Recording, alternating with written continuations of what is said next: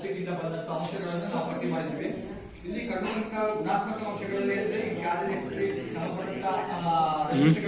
ಮಾಡಿದ್ದಾರೆ ಮತ್ತು ಇಲ್ಲಿ ಮಕ್ಕಳನ್ನು ಅಥವಾ ಪಾಲಕರನ್ನು ಮಾಡುವಾಗ ನಾವು ಸಂದರ್ಶನ ಮಾಡುವಾಗ ಇಲ್ಲಿ ಸಮವಸ್ತ್ರ ಇರಲಿ ಅಥವಾ ಪಠ್ಯ ಪುಸ್ತಕಗಳ ವಿತರಣೆ ಆಗಲಿ ಈ ಬಾರಿ ನೋಡಿದಾಗ ಇನ್ ಟೈಮಲ್ಲಿ ಆಗಿದೆ ಅನ್ಕೊಂಡಿದ್ದೀನಿ.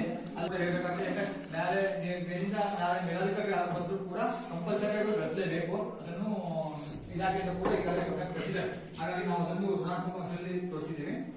4ನೇ ತರಗತಿ ಮಕ್ಕಳಿಗೆ ವಿದ್ಯಾರ್ಥಿ ವೇತನಕ್ಕಾಗಿ ಸಂಬಂಧಪಟ್ಟಂತೆ ವಿಚಾರ ಮಾಡುವಾಗ ಇಲ್ಲಿ ವಿದ್ಯಾರ್ಥಿ ವೇತನಕ್ಕೆ ಯಾರಿಗೂ ಅರ್ಜಿ ಹಾಕಿದ್ದು ನಮ್ಮ ಗಮನಕ್ಕೆ ಕಂಡು ಬಂದಿಲ್ಲ. ಇಲ್ಲಿ ಬಿಪಿಎಲ್ ಮತ್ತೆ SC ಮಕ್ಕಳಂತೂ ಇಲ್ಲ, ಬಿಪಿಎಲ್ಗೆ ಬರುತ್ತೆ. ಆದ್ರೆ ಯಾರಿಗೂ ಅರ್ಜಿ ಹಾಕಿದ್ದು ವಿದ್ಯಾರ್ಥಿ ವೇತನ ಬರೋಕ್ಕಿಂತ ಪೂರ್ವದಲ್ಲಿ ಅರ್ಜಿ ಹಾಕಿದ್ದು ನಮ್ಮ ಗಮನಕ್ಕೆ ಬಂದಿಲ್ಲ.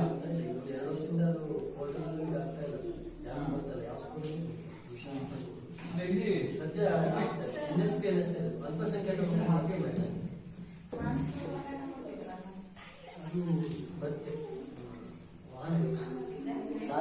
ಸಾರಿಗೆ ಮತ್ತೆ ಇಲ್ಲಿ ಇವತ್ತಿನ ಒಂದು ದಿನದಲ್ಲಿ ಮಕ್ಕಳಿಗೆ ಆನ್ಲೈನ್ ಶಿಕ್ಷಣ ಕೊಡಬೇಕಂತ ವಿಚಾರಗೋಸ್ಕರ ಇಲ್ಲೂ ಕೂಡ ಮಕ್ಕಳಿಗೆ ಆನ್ಲೈನ್ ಮೂಲಕ ಶಿಕ್ಷಣ ಕೊಡಬೇಕು ವಿಚಾರ ಇಟ್ಕೊಂಡಾಗ ನಮ್ಮಲ್ಲಿ ಏನಿದೆ ಯೂಟ್ಯೂಬ್ ಸಂಬಂಧಪಟ್ಟಂತೆ ತೋರಿಸಲಿಕ್ಕೆ ಅವರಿಗೆ ಒಂದು ಸ್ಮಾರ್ಟ್ ಟಿವಿ ವ್ಯವಸ್ಥೆ ಶಾಲೆಗೆ ಬೇಕಾಗುತ್ತೆ. ಪ್ರತಿಯೊಂದು ಶಾಲೆಗೆ ಮಕ್ಕಳಲ್ಲಿ ಒಂದಾಗಬೇಕು. ಅದು ನಮ್ಮ ಶಾಲೆಯಲ್ಲಿ ಇಲ್ಲ. ಈ ಒಂದು ಶಾಲೆಗೆ ಸಂಬಂಧಪಟ್ಟಂತೆ ಆ ಒಂದು ವ್ಯವಸ್ಥೆ ಇಲ್ಲ.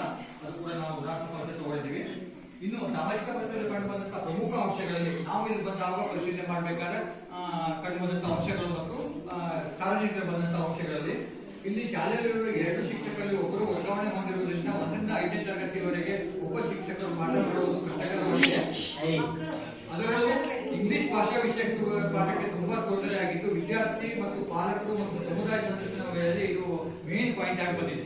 ಯಾಕಂದ್ರೆ ಕಂಪಲ್ಸರಿ ಆಗಿ ನಮಗೆ ಮತ್ತೊಬ್ಬರು ಶಿಕ್ಷಕರು ಬೇಕೇ ಬೇಕು. ಈಗಾಗಲೇ ಅವರು ವರ್ಗಾವಣೆ ಆಗಿದ್ದಾರೆ. ಹಾಗಾಗಿ 5 ಕ್ಲಾಸ್ ಇರೋದ್ರಿಂದ 14 ಮಕ್ಕಳು ಇರೋದ್ರಿಂದ 5 ಕ್ಲಾಸ್ ಮಕ್ಕಳು ಇರೋದ್ರಿಂದ ನಾವು ಪಾಠ ಮಾಡಲಿಕ್ಕಾಗಲ್ಲ. ಮತ್ತು ಮೇನ್ ಆಗಿ ಇಂಗ್ಲಿಷ್ ಸಬ್ಜೆಕ್ಟ್ ಬಹಳ ಪ್ರಾಬ್ಲಮ್ ಆಗಿದೆ. ನಾವು ನೋಡಿದಾಗ ಈ ಒಂದು ಟೀಚರ್ ಏನಿದ್ದವರು ವರ್ಗಾವಣೆ ಆದ ನಂತರದಿಂದ ಇವತ್ತಿನವರೆಗೆ ಇಂಗ್ಲಿಷ್ ಪಾಠ ಇದು ಮಾಡೇ ಇಲ್ಲ. ಟೋಟಲಿ ಸ್ಟಾಪ್ ಇದೆ. ಅಂತರ ಒಂದು ಸಮಸ್ಯೆ ಇದೆ ಇಲ್ಲಿ.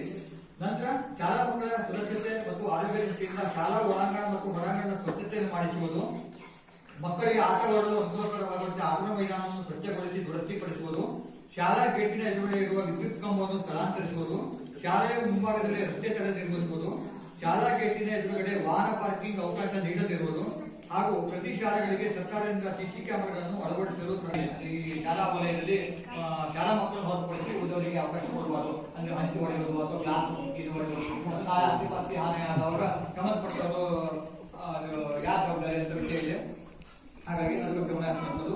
ಶಾಲೆಯ ಅಭಿವೃದ್ಧಿ ದೃಷ್ಟಿಯಿಂದ ಶಾಲಾಭಿವೃದ್ಧಿ ಸಮಿತಿ ಅಧ್ಯಕ್ಷರನ್ನು ಪ್ರತಿ ವರ್ಷ ಬದಲಾಯಿಸಲು ಅವಕಾಶ ನೀಡುವುದು, ಶಾಲಾ ಶಿಕ್ಷಕರನ್ನು 3 ರಿಂದ 5 ವರ್ಷಗಳಿಗೆ ಮಿತಿಗೊಳಿಸಿ ವರ್ಗಾವಣೆ ಮಾಡುವುದು, ಶಾಲೆಗೆ ಪಾಲಕರ ಮತ್ತು ಪೋಷಕರು ಮತ್ತು ಸಮುದಾಯದ ಭಾಗವಹಿಸುವಿಕೆಯನ್ನು ಹೆಚ್ಚಿಸುವುದು. ಇಲ್ಲಿ ಸಮುದಾಯದ ಭಾಗವಹಿಸುವಿಕೆ ಕೂಡ ತೀರಾ ಕಡಿಮೆ ಇದೆ ಅಂತ ಗಮನಕ್ಕೆ ಬರ್ತಾ ಇದೆ. ಅಂಗನವಾಡಿಗಳಿಗೆ ಸಂಬಂಧಿಸಿದಂತೆ ಮಕ್ಕಳಿಗೆ ಸಮವಸ್ತ್ರ ಕಡ್ಡಾಯಗೊಳಿಸುವುದು, ಅಂಗನವಾಡಿ ಸಿಬ್ಬಂದಿಗಳು ಸಾಂಸ್ಕೃತಿಕ ಚಟುವಟಿಕೆಗಳಿಗೆ ಹೆಚ್ಚು ಒತ್ತು ನೀಡುವುದು, ಅಂಗನವಾಡಿಯಲ್ಲಿ ಹೊಸದಾಗಿ ನಿರ್ಮಿಸಿರುವ ಅಡುಗೆ ಕೋಣೆಯು ಬಳಕೆಗೆ ಅಯೋಗ್ಯವಾಗಿದ್ದು ಬಳಕೆಗೆ ಯೋಗ್ಯವಾಗಿ ಮಾಡುವುದು ಹಾಗೂ ಅಂಗನವಾಡಿಯಲ್ಲಿ ಸರಿಯಾದ ಬೆಳಕಿನ ವ್ಯವಸ್ಥೆ ಮಾಡುವುದು, ಅಂಗನವಾಡಿ ಮತ್ತು ಶಾಲೆಯ ಹೊರಾಂಗಣಕ್ಕೆ ಪ್ರಾಣಿ ಪಕ್ಷಿಗಳು ಬಾರದಂತೆ ಕಟ್ಟೆಂಜರ ಅಥವಾ ಗ್ರಿಲ್ಸ್ ತರ ಅಳವಡಿಸಿ ಮಕ್ಕಳಿಗೆ ಭೋಜನಕ್ಕೆ ಶುದ್ಧ ಸ್ವಚ್ಛ ಬೆಳಕಿನ ಸ್ಥಳಕ್ಕೆ ಅವಕಾಶ ಕಲ್ಪಿಸಿಕೊಡುವುದು. ಭೋಜನಾಲಯ ಸಪರೇಟ್ ಇಲ್ಲ, ಅವರು ಹೊರಾಂಗಣದಲ್ಲೇ ಊಟ ಮಾಡಬೇಕಾಗುತ್ತದೆ. ಅದಕ್ಕೆ ಆಲ್ರೆಡಿ ನಾವು ಇದನ್ನು ಕೂಡ ಕೆಲವು ಗಮನಕ್ಕೆ ಹೋಗಿದೆ. ಹೊರಾಂಗಣಕ್ಕೆ ಸಂಬಂಧಪಟ್ಟಂತೆ ವ್ಯವಸ್ಥೆ ಮಾಡಿ ಅಂತ. ಅಲ್ಲಿ ನಾವು ಗಲೀಜು ಅಥವಾ ಪ್ರಾಣಿ ಪಕ್ಷಿಗಳು ಗಲೀಜು ಮಾಡಿದಾಗ ಮಕ್ಕಳಿಗೆ ಊಟ ಮಾಡಲಿಕ್ಕೆ ಸಮಸ್ಯೆ ಆಗುತ್ತೆ ಅಂತ. ಶಾಲೆ ಮತ್ತು ಅಂಗನವಾಡಿಗೆ ಮೇಲಾಧಿಕಾರಿಗಳು ಮತ್ತು ಗ್ರಾಮ ಪಂಚಾಯತಿಯಿಂದ ಕಾಲಕಾಲಕ್ಕೆ ಭೇಟಿ ನೀಡಿ ಎಲ್ಲಾ ವ್ಯವಸ್ಥೆಗಳನ್ನು ಪರಿಶೀಲಿಸುವುದು, ಮಕ್ಕಳಿಗೆ ಕೆಲವು ಅವಶ್ಯಕ ಆಟದ ಸಾಮಾನುಗಳ ಅವಶ್ಯಕತೆ ಇರುವುದು ಪರಿಶೀಲನಾ ವೇಳೆಯಲ್ಲಿ ಕಂಡುಬಂದಿರುತ್ತದೆ.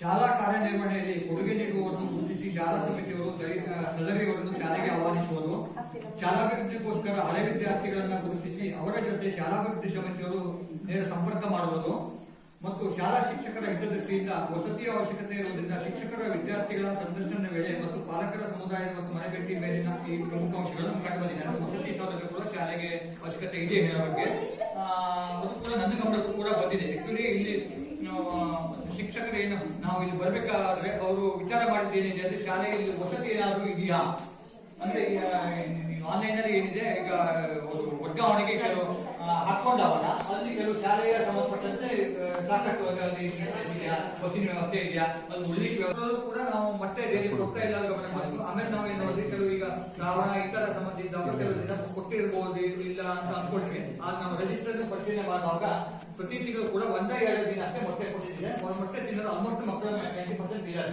ಆದ್ರೆ ಮೊಟ್ಟೆ ಮಕ್ಕಳು ತಿಂತಾರೆ ಹೇಳೋದು ನಾವು ಕಂಪಲ್ಸರಿ ಮೊಟ್ಟೆ ಕೊಡ್ಲೇಬೇಕು. ಅವ್ರು ತಿನ್ನಲ್ಲ ಹೇಳೋ ಪಕ್ಷದಲ್ಲಿ ಮಾತ್ರ ಅವ್ರಿಗೆ ಸಿಕ್ಕಿ ಆಲ್ಟರ್ನೇಟಿವ್ ವ್ಯವಸ್ಥೆ ಅಷ್ಟೇ ಅದು. ಹಾಗಾಗಿ ಅದು ಮೊಟ್ಟೆ ಕೊಟ್ಟಿಲ್ಲ ಅದು ಕೂಡ ನಮ್ಗೆ ಸಮುದಾಯದಿಂದ ಪಾಲಕರಿಂದ ಮತ್ತು ಮಕ್ಕಳಿಂದ ಕೂಡ ಬಂದಿದೆ. ಹಾಗಾಗಿ ಇದು ಒಂದು ನಾವು ಈ ಒಂದು ಸಂದರ್ಭದಲ್ಲಿ ಗಮನಿಸಿದಂತ ಅಂಶ. ಇಷ್ಟು ನಾವು ಈ ಒಂದು ಸಾಮಾಜಿಕ ಪರಿಷ್ಕರಣೆ ಮಾಡ್ತಾ ಇದ್ದ ಅವಧಿಯಲ್ಲಿ 3 ದಿನದಿಂದ ನಾವು ಕಳ್ಕೊಂಡಂತ ಅಂಶಗಳಿದೆ. ಇದಕ್ಕೆ ಸಂಬಂಧಪಟ್ಟಂತ ತಮ್ಮ ಒಂದು ಸಲಹೆ ಸೂಚನೆಗಳು ಮತ್ತು ಚರ್ಚೆ, ನಂತರ ಇದರಿಂದ ಸಂಬಂಧಪಟ್ಟಂತ ಇಲಾಖೆಗಳಿಂದ ಯಾವ ತರ ಇದನ್ನು ಸರಿಪಡಿಸಬಹುದು ಕೂಡ ನಾವೀಗ ಚರ್ಚೆ ಮಾಡಿಕೊಳ್ಳಲಿಕ್ಕೆ ಇವತ್ತು ಇದೆ. ಪ್ರಾಸ್ತಾವಿಕ ಮಾತನಾಡಿದಂತಹ ನಾಗರಾಜ ಬೆಳೆಗಳಿಗೆ ಧನ್ಯವಾದಗಳು. ಈಗ ಶಾಲಾ ಯೋಜನೆ ಮತ್ತು ಶಿಕ್ಷಣ ಇಲಾಖೆಯ ಸಂಪನ್ಮೂಲ ವ್ಯಕ್ತಿಗಳಾದ ಗಣೇಶ್ ಅವರು ತಮ್ಮ ಯೋಜನೆ ಕುರಿತು, ಶಾಲಾ ಶಿಕ್ಷಣ ಯೋಜನೆ ಕುರಿತು ಮಾತನಾಡಬೇಕಿದ್ದಾರೆ.